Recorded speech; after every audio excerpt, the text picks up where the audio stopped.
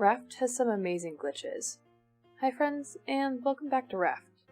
This game is still in early access, meaning it's still technically in the development cycle and isn't a fully polished product yet.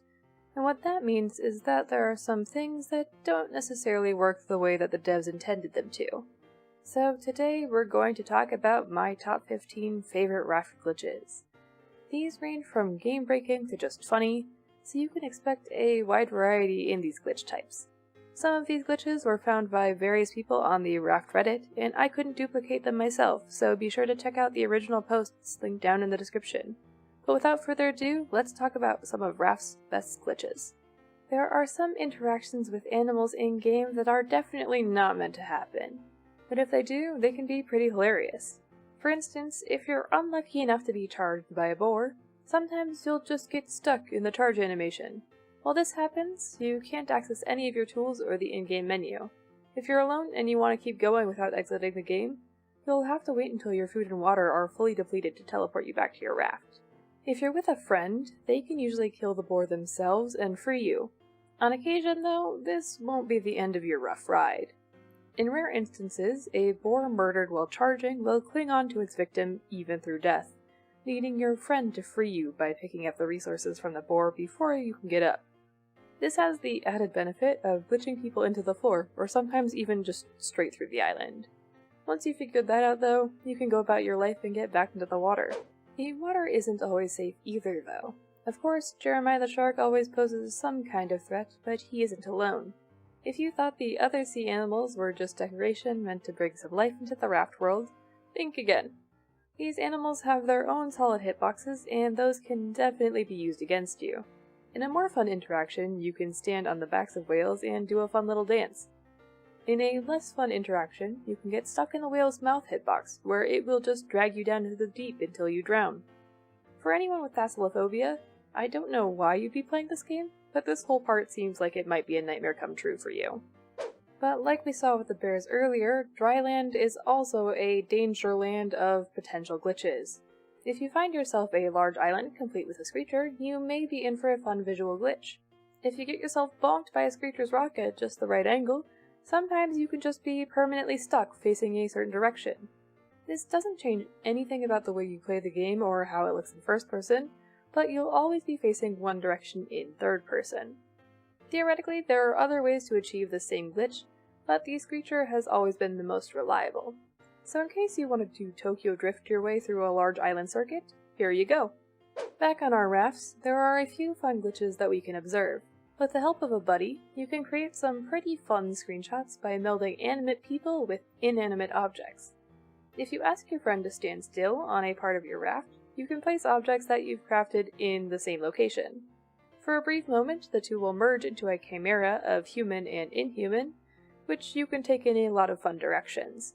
The most entertaining ones that I've found so far have used the smelter and the bathtub for varying results. Experiment with some of your friends and let me know what you find down below. I think there's still plenty of creative opportunities to be found here. Also, a quick shout out to Nick for helping me pull off all of these two-person glitches. Be sure to check out her channel because she's hilarious. If you're one of those people who's into building larger scale rafts, you undoubtedly know the struggle of building a beautiful ground floor, only for it to be flooded half of the time. This is due to the way that the wave physics work in the game, and it can be quite frustrating. It can retract your hook from retrieving materials, it can pull in your fishing line before you've caught anything, and it can cause some weird audio distortions. Granted, you can mitigate most of this with the motion sickness setting, but there's still a strange glitch that can sometimes happen when your raft does submerge. If you're either extremely lucky or extremely unlucky, depending on your point of view, there's a tiny chance that you could be attacked by the shark while still technically on your raft. This is exceedingly uncommon, but this picture from user the German on Reddit will tell you everything that you needed to know. But in case that semi-submerged state wasn't enough to demonstrate the power of underwater rafts to you, there's a semi-common glitch that makes the raft from the menu screen appear in all sorts of strange orientations. From slightly sunk to fully vertical to all the way underwater, apparently not even the main menu screen is safe from the devastating waves of the open ocean. Supposedly this is caused by something overloading your CPU in the game, but there is some disagreement about the true cause behind this weird glitch. Although if you wanted to experience something similar in-game, it is possible for your own raft to do something like this. A bit more common is the glitch where your raft just doesn't collide properly with landmasses, so it can either float directly through an island, like it did in this old raft challenge video of mine, or it could get stuck on the island, like Reddit user marshmachete. Either way, it's generally not the desired outcome for your playthrough, although it can be quite funny in the moment. Kind of the same way that animals glitching through your raft and falling into the ocean is both incredibly funny and frustrating at the same time. If you have farm animals on a raised platform near the edge of your raft, several users have noticed that your animals may disappear over time. This is due to them magically glitching through the fences that you have surrounding your enclosure, and then falling into the ocean to be abandoned. They will despawn after 5 minutes when you inevitably fail to notice their absence, and then they're just gone from this world, leaving you with one less goat than you had before. Fortunately, animals aren't the only thing that can teleport in this game. With the help of some handy-dandy ziplines, you too can teleport yourself. In the myriad of reasons why the physics in this game are interesting, to say the least, using a zipline that goes vertically upwards will teleport you proportionally upwards as well. Shorter towers will teleport you less high up, and taller towers will teleport you very high up.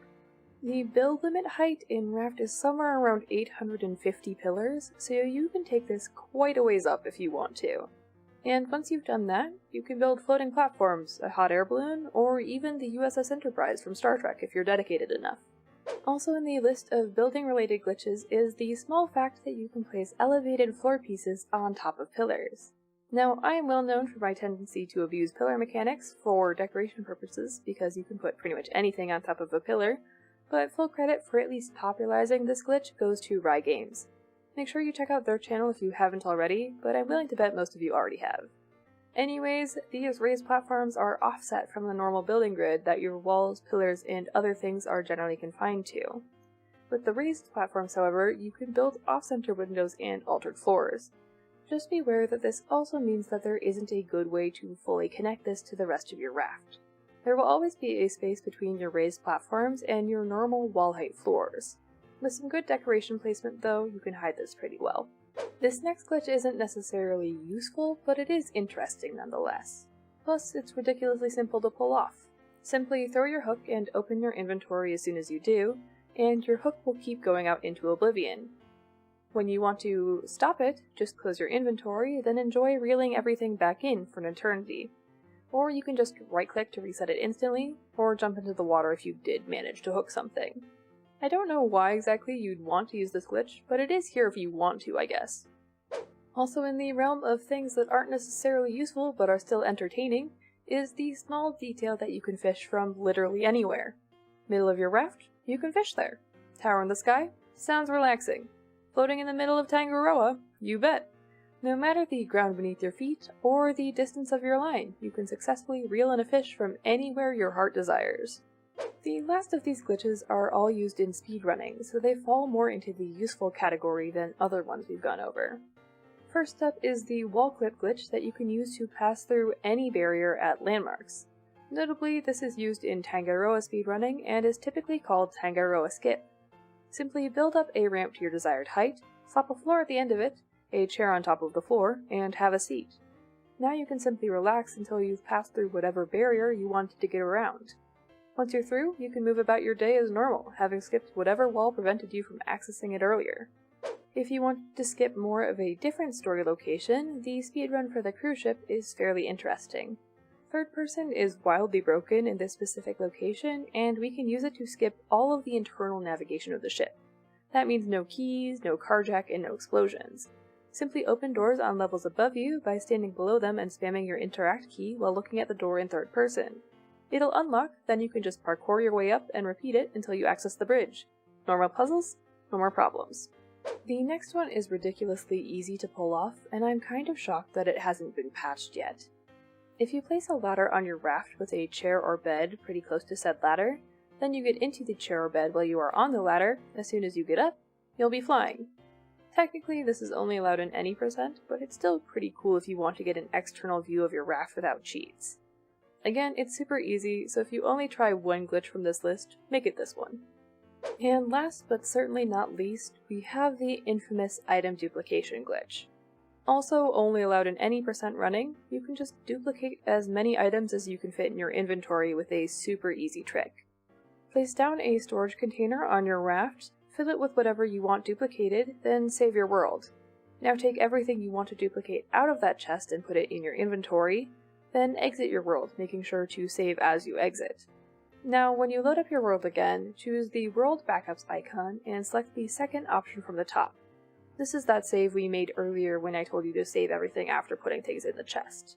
So when you load back in, your inventory will still have everything that you took out earlier, but still have everything in the chest. Congrats, you have just duplicated all of your items. But that's it for my favorite 15 raft glitches. Let me know which ones you like the best, and if there are others that you think I should have included down in the comments below. There are definitely a few I can think of, so also let me know if you'd like to see a part 2 of this with yet more strange glitches in this wonderful game. Anyways, that's it from me for now. Thank you all so much for watching, I hope you enjoyed. Please consider leaving a like if you did, and consider subscribing if you haven't already, it really helps me out. I hope to see you all again soon, but until then, have a great day.